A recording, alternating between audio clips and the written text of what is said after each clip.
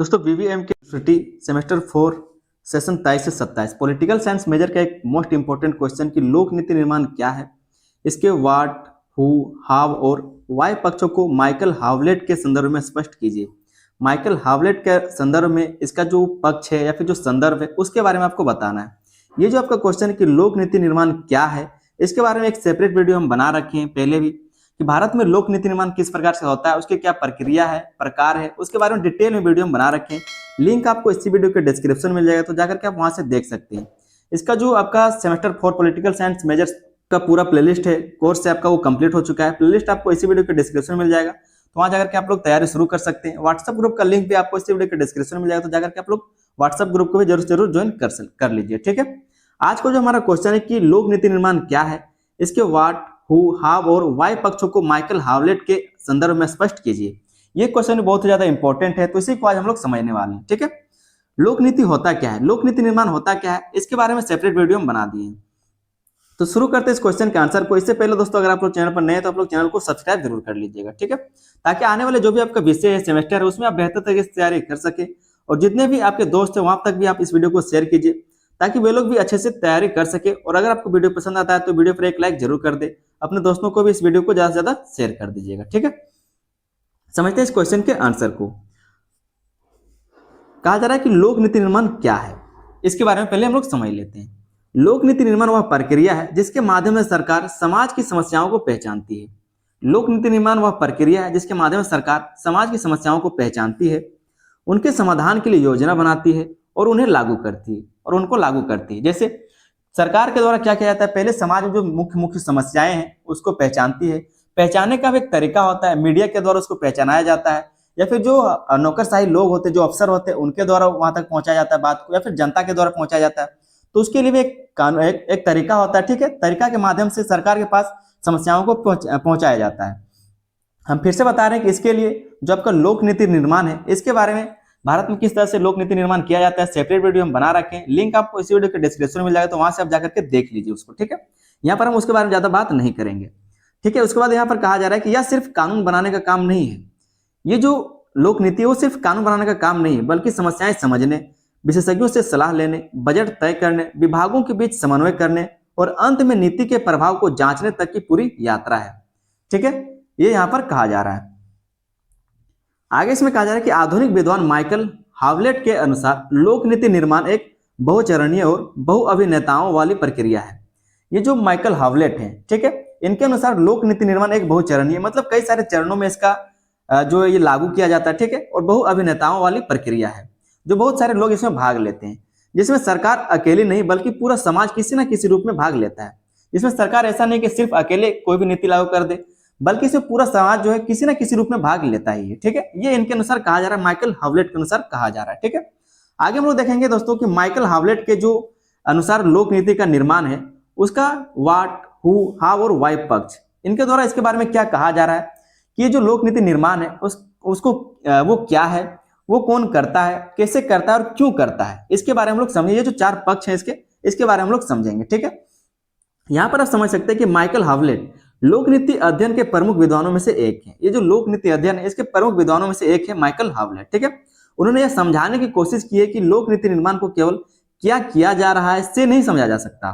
लोक नीति निर्माण का मतलब ये नहीं कि सिर्फ क्या किया जा रहा है, बल्कि हमें यह भी देखना होता है कि कौन, कैसे और क्यों कर रहा है। बल्कि हमें यह भी देखना और समझना पड़ता है कि कौन कर रहा है, कैसे कर रहा है और क्यों कर रहा है। तो इसी का पक्ष है ये जो माइकल हावलेट है, इसी का ये पक्ष है कि जो लोक नीति निर्माण है वो क्या है, कौन कर रहा है, कैसे कर रहा है और क्यों कर रहा है। ठीक है, इसी चीज को हम लोग इस पूरे क्वेश्चन में समझने वाले हैं। तो पहला जो इसका पक्ष है व्हाट, ठीक है, जो व्हाट पक्ष, लोक नीति वो क्या है उसके बारे में समझेंगे। जो पहला इसका पक्ष है व्हाट पक्ष, क्या पक्ष। ठीक है, लोक नीति क्या है। कहा जा रहा है कि माइकल हावलेट के अनुसार लोक नीति वह है जो सरकार जनता के लिए कुछ करने या ना करने का फैसला करती है। माइकल हावलेट के अनुसार कहा जा रहा है कि लोक नीति वह है जो सरकार जनता के लिए कुछ करने या फिर ना करने का फैसला करती है। इसमें यह तय किया जाता है कि समाज की कौन सी समस्या, इसमें यह तय किया जाता है कि समाज की कौन सी समस्या अधिक गंभीर है, उसके लिए कौन सा समाधान उचित होगा और उसे लागू करने के लिए कौन सी संस्थाएं जिम्मेदार होंगी। माइकल हावलेट के अनुसार यह कहा जा रहा है कि ये जो लोक नीति है उसमें यह किया जाता है कि समाज में कौन सी समस्या सबसे ज्यादा गंभीर है, उसके लिए कौन सा समाधान उचित होगा, उसके लिए कौन सा समाधान सबसे उचित होगा, उसको लागू करने के लिए कौन सी संस्थाएं जिम्मेदार होंगी, ये तय करता है। ठीक है। हावलेट यह भी कहते हैं कि नीति केवल कागज पर बना दस्तावेज नहीं होती। हावलेट, जो माइकल हावलेट है, वो ये भी कहते हैं कि नीति जो है, लोक नीति, वो केवल कागज पर बना दस्तावेज नहीं होता, बल्कि वह सरकार की कार्यवाही की दिशा होती है। बल्कि वह सरकार की कार्यवाही की दिशा होती है। यानी नीति के तहत सरकार केवल अपने इरादे नहीं बताती, बल्कि वास्तविक कदम उठाती है। मतलब ऐसा नहीं कि सिर्फ दिमाग में सोच रहा है फिर भाषण में दे रहा है। लोक नीति वो नहीं कि जो सिर्फ भाषण में बोल दिया कि हम ये करेंगे वो करेंगे, वो वादा होता है, ठीक है, एक अलग चीज है वो। बल्कि जो समाज में लागू किया जाता है उसी को लोक नीति कहा जा रहा है। वही बात कहा जा रहा है कि यानी नीति के तहत सरकार केवल अपने इरादे नहीं बताती, बल्कि वास्तविक कदम उठाती है। जैसे बजट देना, विभाग तय करना और कार्यान्वयन की रणनीति बनाना। जो भी समस्याओं को एजेंडा में लाया जाता है उसके लिए बजट देना, ठीक है, विभाग तय करना, ये कौन सा विभाग उसका देखरेख करेगा, कौन सा विभाग उसको लागू करेगा, ठीक है, और कार्यान्वयन की रणनीति बनाना, किस तरह से उसको लागू किया जा सकता है, किस तरह से उसका मूल्यांकन किया जा सकता है, इन सब चीजों को ध्यान में रखा जाता है। आगे इसमें कहा जा रहा है कि इसी कारण शिक्षा नीति, स्वास्थ्य नीति, रोजगार नीति जैसे सभी कार्यक्रम लोक नीति कहलाते हैं। और इसी कारण जो भी नीति बनाई जाती है, चाहे वो शिक्षा नीति हो, स्वास्थ्य नीति हो, रोजगार नीति हो, ये सभी कार्यक्रम जो लोक नीति कहलाते हैं। ठीक है। दूसरा जो इसका पक्ष है वो है हु, कौन बनाता है नीति, जो है वो कौन बनाता है। पहले आपने समझा क्या कि नीति क्या होता है। अब हम लोग देखेंगे जो माइकल हावलेट का दूसरा पक्ष है हु, कि नीति कौन बनाता है। तो माइकल हावलेट बताते हैं कि नीति निर्माण केवल सरकार का कार्य नहीं है, बल्कि कई अभिकर्ता मिलकर इसे बनाते हैं। हालांकि जो अधिकार है कि नीति कौन लागू कर पाएगा वो सिर्फ सरकार के पास होता है, लेकिन भाग कौन लेते हैं, तो बाकी सभी लोग इसमें भाग लेते हैं। जो देश की पूरी जनता होती है किसी न किसी रूप में इसमें भाग लेते हैं, चाहे वो मीडिया के रूप में हो, चाहे वो संगठन के रूप में हो, संस्था के रूप में हो, नौकरशाही के रूप में हो, या फिर कंपनी के रूप में हो, या फिर जो जनता है स्वयं हो। वही कहा जा रहा है कि माइकल हावलेट बताते हैं कि नीति निर्माण केवल सरकार का कार्य नहीं है, बल्कि कई अभिकर्ता मिलकर इसे बनाते हैं। पहला है सरकार और मंत्रिमंडल। सरकार और मंत्रिमंडल, ठीक है। सरकार नीति का अंतिम निर्णय लेती है। सरकार जो है नीति का अंतिम निर्णय लेता है, क्योंकि इसका अधिकार सिर्फ सरकार के पास होता है। कौन सी समस्या हल करनी है और किस दिशा में काम करना है। जैसे समाज में कई सारी समस्याएं हैं, तो कौन सी समस्याओं को पहले प्राथमिकता देना है, कौन सी समस्याओं को हल करना है और किस दिशा में उसको काम करना है। ठीक है। धीरे धीरे सरकार से उम्मीद बढ़ती जाती है, इसलिए निर्णय भी जटिल होते जाते हैं। इसलिए निर्णय भी जटिल होता जाता है। सरकार का दृष्टिकोण नीति को दिशा में सबसे निर्णायक बन जाता है। सरकार का जो दृष्टिकोण है नीति को दिशा देने में सबसे महत्वपूर्ण निर्णायक बन जाता है, कि नीति को किस तरह से दिशा दिया जा सके, किस तरह से उसको ठीक किया जा सके। दूसरा है नौकरशाही। नौकरशाही जो बड़े बड़े अफसर हैं, ठीक है। इसमें कहा जा रहा है कि हावलेट नौकरशाही को नीति का मस्तिष्क कहते हैं। नीति का मस्तिष्क किसको कहेंगे, तो नौकरशाही लोगों को माइकल हावलेट कहते हैं। ठीक है। क्योंकि वही डेटा इकट्ठा करती है, मसौदा तैयार करती है और नीति के व्यवहारिक पक्षों को समझाती है। और नीति के व्यवहारिक पक्षों को समझाती है कि जब इसको लागू किया जाएगा तो उसका क्या निष्कर्ष निकलेगा। वे जानते हैं कि किस नीति को लागू करने का कौन सी कठिनाइयां आएंगी और उनसे कैसे निपटा जा सकता है। जो नौकरशाही लोग हैं, जो आपके IAS IPS वाले लोग हैं, ठीक है, जो बड़े बड़े अफसर अधिकारी हैं, उसके बारे में यहाँ पर कहा जा रहा है कि वो क्या है, तो नीति के जो लोक नीति है वो मस्तिष्क कहलाएंगे। तीसरा जो पॉइंट है उसमें है हित समूह। जो हित समूह के लोग हैं, तो कृषक यूनियन, व्यापारी संघ, मजदूर संगठनों जैसे समूह सरकार को अपने हितों के अनुसार प्रभावित करते हैं। हावलेट कहते हैं कि संगठित समूह नीति प्रक्रिया में ज्यादा प्रभावशाली होते हैं, क्योंकि वे ठोस मांगे और डेटा सरकार को दे सकते हैं।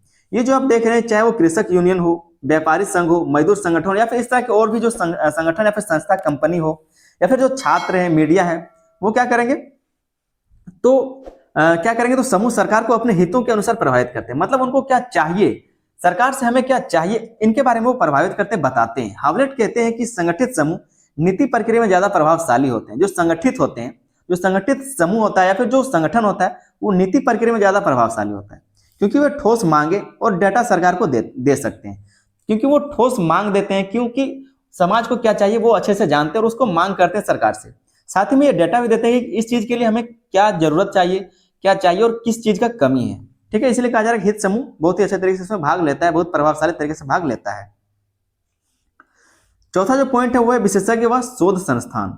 विशेषज्ञ व शोध संस्थान ये नीति को वैज्ञानिक आधार देते हैं। स्वास्थ्य नीति, शिक्षा सुधार या फिर पर्यावरण नीति जैसे क्षेत्रों में विशेषज्ञों की सलाह के बिना नीति व्यवहारिक नहीं बन सकती। जो विशेषज्ञ होते हैं, जो साइंटिस्ट होते हैं, वैज्ञानिक होते हैं, ठीक है, जो जानकार लोग होते हैं, उनका सलाह जरूरी होता है। उनकी रिपोर्ट नीति की गुणवत्ता बढ़ाती है।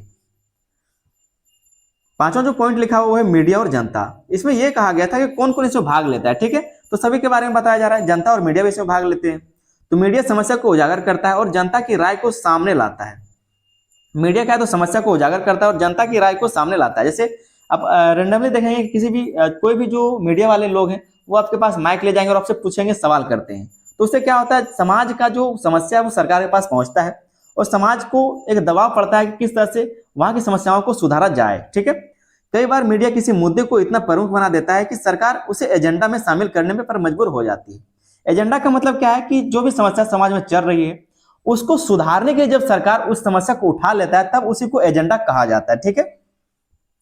इस तरह हावलेट कहते हैं कि नीति निर्माण समाज की साझा प्रक्रिया है, ना कि केवल सरकार का काम। जो माइकल हावलेट है वो कहते हैं कि नीति निर्माण समाज की साझा प्रक्रिया, मतलब समाज के सभी लोग इसमें भाग लेते हैं, ना कि सिर्फ सरकार का ये काम है, ठीक है। तो हमने हु पक्ष को समझ लिया, अब हम लोग हाव पक्ष को समझेंगे कि जो माइकल हावलेट है उसका हाव पक्ष क्या कहता है, नीति कैसे बनाई जाती है। माइकल हावलेट नीति निर्माण को एक क्रमबद्ध के रूप में समझते हैं, एक क्रमबद्ध के रूप में समझते हैं, पॉलिसी साइकिल के रूप में समझते हैं। जैसे समस्या की पहचान, अगर आप लोग चाहें तो नीति निर्माण किस प्रकार से होता है इस पॉइंट से भी आप समझ सकते हैं, ठीक है। इस पॉइंट से भी आप लोग समझ सकते हैं। तो सबसे पहले समस्या की पहचान की जाती है। सबसे पहले यह तय किया जाता है कि समाज में कौन सी समस्या अधिक गंभीर, जो सबसे ज्यादा गंभीर है उसका चयन किया जाएगा। यह पहचान जनता, मीडिया, विशेषज्ञों और सरकारी एजेंसियों सभी की संयुक्त कोशिश से होती है। ये सारे लोग क्या करते हैं, समस्याओं को उजागर करने का काम करते हैं। यदि कोई समस्या लंबे समय तक अनदेखी होती है तो सार्वजनिक दबाव उसे आगे बढ़ा देता है। यदि कोई जो समस्या है वो लंबे समय तक नहीं देखा जा रहा, सरकार के द्वारा उस पर कोई हस्तक्षेप नहीं किया जा रहा, तो जो सार्वजनिक दबाव है, जो लोगों का दबाव है, ये सारे लोगों का जो दबाव है वो उसको आगे बढ़ा देता है, ठीक है। उसको सरकार पर दबाव डालता है, इसके कारण उसको आगे बढ़ाना पड़ता है। दूसरा जो प्रक्रिया है वो है एजेंडा निर्माण। जब समस्या का पहचान हो गया तो फिर वो एजेंडा में जाएगा, ठीक है। हर समस्या को एजेंडा में नहीं रखा जा सकता, हर समस्या को एजेंडा में नहीं रखा जा सकता। इसलिए सरकार उन मुद्दों को चुनती है जिनका तत्काल समाधान जरूरी है। इसलिए जो सरकार है वो अधिक गंभीर समस्याओं को चुनता है और उसको एजेंडा में लाता है। इस चरण में राजनीति की भूमिका बढ़ जाती है, क्योंकि सरकार उन मुद्दों को प्राथमिकता देती है जो सामाजिक रूप से संवेदनशील हो या फिर जिन पर जनता दबाव बनाए। जिन पर जनता दबाव बनाए मतलब जो समस्याएं गंभीर है या फिर लोग जिन पर डिमांड कर रहे हैं उनको सबसे पहले लिया जाता है, उन्हीं को एजेंडा कहा जाता है। जो सरकार अब उन पर काम करने वाली है, जो प्रक्रिया में आ गया, उसी समस्या को एजेंडा कहा जाता है, ठीक है। तो एजेंडा निर्माण होता है। पहला क्या है, तो समस्या का पहचान, दूसरा एजेंडा निर्माण और तीसरा नीति विकल्पों का निर्माण। नीति विकल्पों का निर्माण, किस तरह से इस पर नीति लाया जा सकता है। अब सरकार और विशेषज्ञ कई विकल्प बनाते हैं, कौन सा तरीका सस्ता होगा, कौन सा प्रभावी होगा और किससे लोगों को अधिक लाभ मिलेगा, ये सब क्या है, तो नीति निर्माण करता है। नीति निर्माण करने का ये सब क्या तरीका है। यह चरण सबसे तकनीकी होता है क्योंकि इसमें शोध, आंकड़े और विशेषज्ञों की राय का उपयोग होता है। अब चौथा जो पॉइंट है, चौथा जो प्रक्रिया होता है वो है निर्णय लेना। अब निर्णय लिया जाएगा, ठीक है। कई विकल्पों में से एक को चुनना राजनीतिक और प्रशासनिक दोनों दृष्टि से कठिन होता है। हावलेट बताते हैं कि निर्णय अक्सर राजनीति, संसाधन, लागत और व्यवहारिकता के आधार पर किया जाता है। इसलिए कई बार आदर्श विकल्प भी छोड़ना पड़ता है। इसीलिए क्या है, तो कई बार आदर्श विकल्प भी छोड़ना पड़ता है। निर्णय लेना थोड़ा सा कठिन है और सही चीजों को निर्णय लेना पड़ता है। पांचवा जो पॉइंट है वो है कार्यान्वयन और मूल्यांकन। अब क्या है, तो जो नीति बनाया गया उसको लागू करना और उसका मूल्यांकन करना। नीति का असली प्रभाव तब पता चलता है जब उसे जमीन पर लागू किया जाता है। यदि कार्यान्वयन में त्रुटियां हो, बजट कम हो या फिर कर्मचारी प्रशिक्षित ना हो तो नीति सफल नहीं हो पाती। बाद में इसका मूल्यांकन किया जाता है ताकि जरूरत पड़ने पर सुधार किया जा सके। हावलेट स्पष्ट करते हैं कि नीति एक चलती हुई प्रक्रिया है जो समय के साथ बदलती रहती है। ये जो नीति है या फिर जो लोक नीति, वो चलती हुई एक प्रक्रिया है जो समय के साथ बदलती रहती है, मतलब वो परिवर्तनशील है और गतिशील है, ठीक है। आगे हम लोग देखेंगे जो इसका चौथा पक्ष है वाय पक्ष, मतलब नीति को क्यों बनाई जाती है, नीति को क्यों बनाया जाता है, ठीक है। तो चारों पक्षों को हम लोग समझ रहे हैं। पहला पॉइंट जो इसमें है कि सामाजिक समस्याओं को हल करने के लिए नीति को क्यों बनाया जाता है, तो सामाजिक समस्याओं को हल करने के लिए बनाया जाता है। स्वास्थ्य, शिक्षा, बेरोजगारी, अपराध, प्रदूषण जैसी समस्याएं समाज को प्रभावित करती हैं। सरकार नीति बनाकर इनका समाधान करती है ताकि लोग सुरक्षित और बेहतर जीवन जी सके, इसलिए नीति को बनाया जाता है। तो जो माइकल हावलेट है उनके द्वारा चार पक्ष को रखा गया। सबसे पहले कि क्या नीति क्या होता है, लोक नीति क्या होता है, ठीक है। फिर दूसरा पक्ष हु कि नीति को कौन बनाता है। फिर इसका तीसरा पक्ष था हाउ कि नीतियों को कैसे बनाया जाता है। और जिसका चौथा पक्ष है वाई, नीतियों को क्यों बनाया जाता है, ठीक है। इसमें दूसरा पॉइंट कहा जा रहा है कि आर्थिक विकास बढ़ाने के लिए नीतियों को क्यों लागू किया जाता है, तो आर्थिक विकास को बढ़ाने के लिए, रोजगार, उद्योग, व्यापार और निवेश बढ़ाने के लिए सरकार विभिन्न आर्थिक नीतियां बनाती है। हावलेट कहते हैं कि आर्थिक नीति किसी भी देश की प्रगति की रीढ़ होती है। हावलेट कहते हैं कि आर्थिक नीति जो है वो किसी भी देश की प्रगति की रीढ़ होती है। मतलब जो आर्थिक से संबंधित कोई भी नीति सरकार के द्वारा बनाया जाता है वो उस देश की प्रगति कहलाता है। ठीक है। तीसरा जो इसका कारण है वो है राजनीतिक स्थिरता और वैधता बनाए रखने के लिए। राजनीतिक स्थिरता और वैधता बनाए रखने के लिए जब सरकार जनता की जरूरतों को पूरा करती है तब उसे प्रति नागरिक को विश्वास बढ़ता है। इससे राजनीतिक स्थिरता बनती है और सरकार की वैधता मजबूत होती है। सरकार की जो वैधता है वो मजबूत होती है। सरकार खुद को सिद्ध कर पाती है। चौथा जिसका कारण है वो नागरिकों के कल्याण के लिए। नीति क्यों लागू की जाती है? तो नागरिकों के कल्याण के लिए। लोक नीति का अंतिम लक्ष्य जनता का भला करना है। लोक नीति का जो अंतिम लक्ष्य है वो क्या है? तो जनता का भला करना। चाहे वह शिक्षा का अधिकार हो, रोजगार योजना हो या फिर स्वास्थ्य बीमा, सभी नीतियों का मकसद लोगों का जीवन बेहतर बनाना ही है। हावलेट के अनुसार नीति का मूल्य उसी में है कि वह नागरिकों की समस्याओं को कितनी कुशलता से हल करती है। हावलेट कहते हैं कि नीति का मूल्य उसी में है, नीति का जो असली सार है या फिर जो कह सकते हैं कि इसका जो मूल्य है वो उसी में है कि नागरिकों की समस्याओं को कितनी कुशलता से वो हल कर पाता है, उसी को उसका मूल्य, नीति का मूल्य कहा जाएगा। तो इस चीज को हमने समझ लिया। जो भी माइकल हावलेट के चारों पक्ष थे उसको हमने समझ लिया। आगे हम लोग छोटा सा निष्कर्ष को देखेंगे। कहा जा रहा है कि माइकल हावलेट के अनुसार लोक नीति निर्माण एक बहुस्तरीय और बहु नेताओं वाली प्रक्रिया है जिसे व्हाट, हु, हाउ और वाई के आधार पर पूरी तरह से समझा जा सकता है। यह प्रक्रिया न केवल सरकार की कार्यशैली को स्पष्ट करती है बल्कि यह भी बताती है कि समाज की समस्याओं को हल करने के लिए नीति कैसे बनती है, किन किन लोगों की भूमिका होती है और क्यों आवश्यक है। तो ये पॉइंट आपके लिए लिखना जरूरी था। 15 नंबर के लिए क्वेश्चन बहुत ही जरूरी है, बहुत ही इंपॉर्टेंट है। ठीक है, बहुत ही ज्यादा ये इंपॉर्टेंट है। चैनल पर अगर आप लोग नए तो आप लोग चैनल को सब्सक्राइब जरूर कर ले, साथ में अपने दोस्तों में इस वीडियो को ज्यादा से ज्यादा शेयर करें। प्लेलिस्ट हम बना दिए, प्लेलिस्ट का लिंक आपको इस वीडियो के डिस्क्रिप्शन में मिल जाएगा, तो जाकर के आप लोग वहां से तैयारी शुरू कर सकते हैं। साथ में अपने दोस्तों को भी प्लेलिस्ट का लिंक जरूर से जरूर शेयर कर दीजिएगा। चलिए मिलते हैं अगले वीडियो में, तब तक के लिए धन्यवाद। जय हिंद।